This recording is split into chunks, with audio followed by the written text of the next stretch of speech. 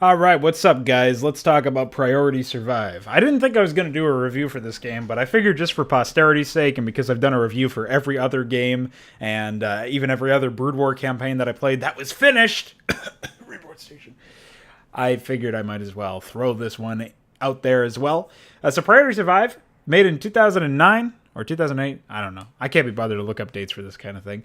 A freeware game by Distortum Studios, which seems to be a Slovenian or Slovakian or some European fucking nationality. It's something. It's something in like the Eastern European stuff. Not quite as far as Russia, but not quite as closer to home as like Germany and stuff like that. So Balkan states, maybe. I don't fucking know. But the bottom line is that they're in Chalk's neck of the woods. Unfortunately, Chalk did not recommend this game to me. Otherwise, I would have every grounds to completely destroy him. But no, this was recommended by Dynamo. And he's a channel viewer and Discord chatter, as I introduced him as in the first video of this production. And even though it was only 3 parts, it actually felt quite a bit longer than, say, the Warlords Battlecry playthrough. And I think it's because it was so much repetitive content. There's only 6 missions in this campaign, in this game, right? And it's very much like something that was thrown together in a weekend. There's like 24 unique units or 15 unique units, I don't know. And they have some like statistic that talks about how many units are in the game. And there's only one that's ever playable. There's no like skirmish mode or anything like that. It seems like it's very obvious that there's not even really like a proper set of macro mechanics or tech trees or whatever for half the units. There's only, you only have one playable faction, right? Which is I don't even know what you would call them. Just the humans? I don't know. And then you've got the pirates, who are presumably also human. But they also have Kirovs for some reason. Like, this is just such a disaster thematically. Nothing is really holding it together. It's like I said, it was very much something that was like thrown into itself and came together or not in a weekend, you know? And it was made primarily by 3 dudes who are credited as the main guys behind the team. Voice acting was outsourced by maybe like 2 or 3 people. I don't know. There was not very much variety in the voice acting. Like, for example, the Wheeler has the same voice actor, basically the same voice profile in all accounts. There's no variation at all between the Wheeler and the Shark. And yes, Shark is a unit. So, speaking of unit names, Brooder. What was it? Boko? Boko. And then Sazaro. Yeah, there you go. I just can't believe that this is a real game. That is the bottom line. You know, you say what you want about the thematics, say what you want about the unit names and the broken English fucking text descriptions telling you to wait for 15 minutes until the colony ship is not ready. It's like just an elaborate fucking troll at that point. So say what you want about all that stuff. It's how the game plays, that really defines whether or not this is an experience worth having, an experience worth even witnessing as a viewer. And I don't think that this is an experience worth having. Like, I really don't think that it's one of those instances where the fact that the record button has been pushed is the only reason why the entire game gets played at all. I definitely would not have suffered through that just so that I could then like second-handedly tell tales about this game. No, it had to be seen to be believed. And I'm so glad that I was able to archive it for anybody who wanted to see it, because the only other videos are out there are like 360p fucking Russian videos or something of people who are like, I don't even know what this game is. I don't even know if there's any commentary to this video. I'm just pretending to be the video's commentator because Pronogo needs to explain that there's a video out there that was uploaded by a Russian guy. So like, that's it. That's the only video you'll ever find about this game besides mine. So I'm glad that I can, provide a sort of historical account of what this game was like. And of course I mirrored it on my own Mega account as well. So in case anybody else wants to download this, it's only like 63 fucking megabytes because it's not really a game. It's just a simulation. There's nothing about it. Dude, Arnold tells people to eat his socks. This is a fucking disaster. So those are my like sort of once over glancing thoughts on this game. But I have actually put a little bit of more thought into it than that. And I did think about like some of the unit concepts that they had and some of the thematic concepts that they had in general. Like the alien race that you're fighting which is like the only enemy that you actually have. There's like pirates, but they are entirely on your side, and of course there's no narrative. And the closest thing we get to a character is actually that fucking Arnold socks guy, and he tells people to eat their socks, and then he says like trajectory oriented or so. I don't know what the fuck he says. He says something about orienting his homoaerobic elasticity. Yeah, I don't know what you can really say about this game. It's definitely a disaster. And again, how the game plays is definitely the main part of it. But the units are so clunky. It seems like their radius is just a little bit too high in terms of like their collision boxes.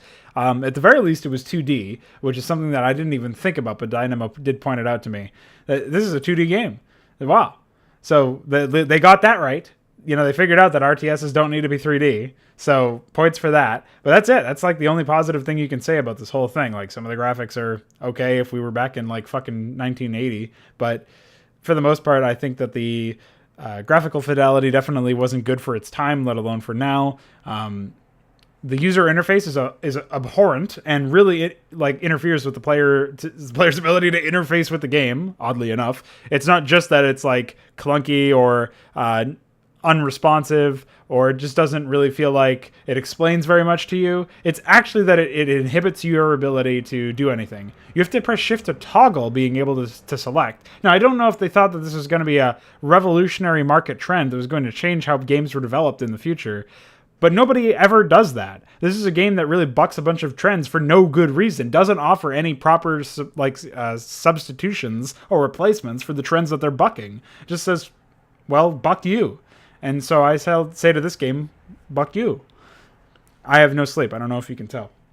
So there's just a disaster waiting to happen any time that you boot this game up and you try to shift select any units, or like there's so many times where I was like selecting harvesters. I was like, what the fuck is going on? Why am I not able to order these units around and stuff? And harvesters, like their AI or whatever, was really bad as well. Don't even get me started. So you got unit AI that like they use the spin button without you even pressing it, because yes, there is a spin button. I mean, that's the title of the first video, so you should know that there is a spin button. And not only is there a spin button, and not only do they use it on themselves, even though you've ordered them to go a specific way without pressing that button at all, the unit AI of the harvesters is such that they will like collide with each other if they're too close, trying to get to the same resource field, which is called Nazar, N. And they'll try to get to the same end field, and they won't be able to because their collision is bigger than the end field allows them to in order for them to harvest. So they have to be like over a precise amount of the end field in order to harvest it. And so they're too fat for two of them to fit on the same end field, of course. So they'll just sit there, just bumped into each other forever, and you'll have to move one manually. And of course, it's not like there's like an idle worker pop-up or something. Not that I would really support that anyways. I feel like it just drives laziness. And it allows lazy players and poor players to get away unpunished, essentially. So I would not really recommend adding that to the user interface anyways. But the fact that the AI doesn't just, handle that a little bit more gracefully, I feel like is pretty shitty. Like a lot of the reasons why this game is difficult is not because it's challenging you to properly engage with the game's mechanics, and you are failing to do so. It's definitely because there are random Psystorm towers on the high ground in the first fucking mission. Well, I guess the second mission, technically. I forgot that the first mission even existed, honestly. That's psychotic. That's like an obvious example. It's the fact that the third mission, like there's just a bunch of units that are everywhere, and then there's also some like towers that you have to avoid, and there's no direction for the player to follow, and it really just comes down to rote memorization. You have to play the mission over and over again, fail over and over again until you figure out exactly where units are. You sort of get a mental image of the map, and of course, the way that shit is laid out, you just start out with units all over the map, scattershot, like randomly. And some of those units, you have to go path A, because if you go path B, they will instantly aggro a million enemy units and die. It's just, like, there are certain things where you could take, like, a path less traveled, perhaps, and maybe negate some of that, but it seemed like unit veterancy, which, by the way, in this game only matters in that one mission and basically never matters ever again. it seems like that was useful, and so it was useful to find all of the structures that you could just sit there and sit your units on forever. And maybe it was actually useful to do that. I don't really know if it actually had an impact. I felt like it did. I, of course, AFK'd halfway through the fucking mission so that I could get some health back on my stuff while I just sat there using the bathroom or whatever. Of course, not without leaving my seat. I just used the bathroom right there, then and there. So... yeah, there you go. That's basically the case. As far as I'm concerned, this whole thing is just a complete and utter, I've said it before and I'll say it again, disaster. How many times can I say disaster in 10 minutes? Well, you fucking count it and tell me. This campaign, this game, oh boy. So not only do you have the second mission with random high ground Psystorm towers because they didn't want you engaging with the enemy for some reason, like, this really baffles me because the thought process must have been, hey, if they destroy the enemy brooders, then there will be nothing, yes, brooders, there will be nothing to, fucking brooders, there'll be nothing for them to actually interact with while they sit there and wait for 15,000 Nazar. So since they gotta gather 15,000 N, we might as well just make it so that they cannot possibly deal with the enemy base. So we'll just place a bunch of these turrets that they'll never be able to see.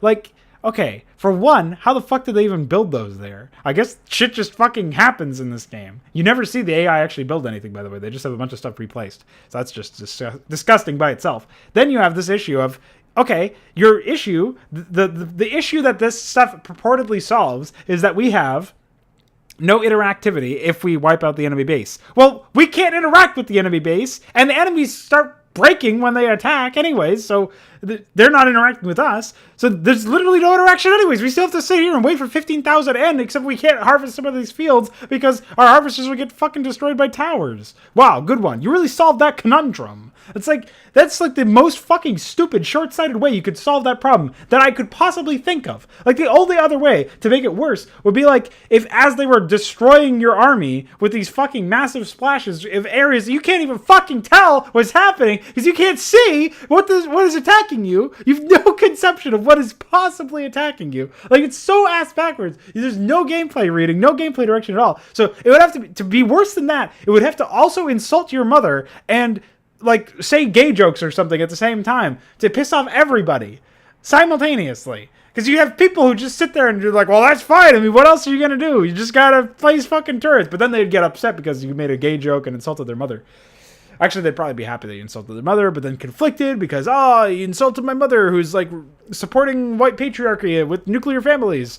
And then you make a gay joke and they're like, fuck! Now this game is telling a fascist story instead of a leftist one. What do I do? What the fuck do I do? And then you turn to Ahmed, who's conveniently in this game as a burner unit. So that was cool. At least it had Ahmed. I'm very glad that it had Ahmed. Unfortunately, that's overshadowed by the fucking Kirov bombers. Why? Why are there Kirov bombers in my fucking sci-fi RTS, dude? They're blimps. There are blimps. Dude, there are blimps on an alien planet. They're pirate blimps. They're pirate blimps with a fucking paint job that shoot bombs that get warped as if they were being warped in fucking Photoshop. The way that that animation goes down. Ooh, holy shit, that is so psychotic. I cannot believe that is a real thing. Dude, this game has psychotic graphics. This game has insane... Just look at the portrait of the what is it, the Inquisitor? Look at the portrait of the Inquisitor. Look at it. Just fucking stare at it, dude. That's little-faced Mitt Romney right there, dude. Mitt Romney ran for president, and then he became an Inquisitor when he didn't get it. That's what happened to Mitt Romney, dude. He's in this game. That's crazy. Why is Mitt Romney in the game? Why is Arnold Schwarzenegger in the game? Arnold Schwarzenegger is in this fucking game as a sock-eating motherfucker. They have to be stopped. They can't get They can't get away with this. Somebody needs to find me these people. Artist Yosef! Why is he in the game? Tell me why he's in the game. What the fuck? Why is Artist Yosef in the game? You can't tell me because there's no explanation. There's no explanation that makes any sense, dude. They just fucked us. They fucked us. They fucked me. And they fucked you too. Why is Artist Yosef in the game? Why are Kirov bombers in this fucking game? Artist Yosef is in this game in multiple missions as an enemy that is impossible to miss, that you must destroy. Artist Yosef, : space end parentheses,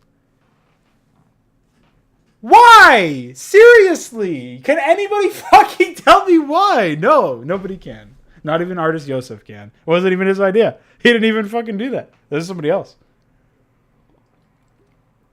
I mean, they obviously don't even play their own fucking games. Like, at this point, it's pretty obvious. You just tell that they don't play their own missions, because if they did, then, well, Mission 3 wouldn't have even worked. They probably just triggered it to give you victory. That's like the only trigger in any of these missions anyways, is the fucking victory trigger and like the run AI script at location trigger. That's it. Nothing. My verdict is that this game gave me an aneurysm.